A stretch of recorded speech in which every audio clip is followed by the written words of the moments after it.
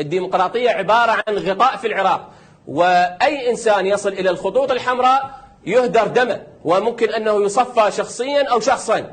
هذا الكلام اللي نريدكم أن تسمعونه. لا عبالكم أخذتوا السلطة وانتهى الموضوع، لا، المجهر موجود، والأيام السنن الحتمية تجري عليكم مثل ما جرت على صدام وعلى هتلر وعلى ستالين وعلى هارون الرشيد وعلى اسكندر المقدوني وعلى أي واحد. ماكو، هذا عالم سائر. الزمن شيطان كبير يسحقكم ويسحق أي واحد غيركم. ماكو هاي اللي عايشين عليها أنتم، هاي الطقطاقات اللي عايشين عليها، يوم الجندر ويوم المثلية ويوم الغزو الغربي ويوم الحرب الناعمة وما ادري شنو. ذن كلهن أنتم أصلا لا تفقهون الحديث بهن، لا تفقهون كيفية مواجهتهن، لأنه من قادة الدولة الآن شنو؟ مخططين استراتيجيين، لو خبراء تنمويين؟ لا والله، اكو بيهم حتى تشايشية. فكافي احنا نعرف البير وغطاء، لا تخلونا نوصل الى مرحله نفتح كل الاوراق. نعرف البير وغطاء. دكتور محمد نعناع، زعامات عندنا تشايشية؟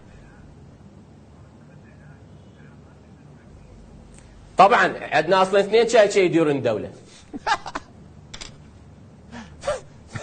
دكتور محمد نعناع، 2 تشايشية يديرون الدوله؟ اي والله العظيم. طيب خلينا والباقي ما قاعد برحله ابد، بحياته ما قاعد برحله.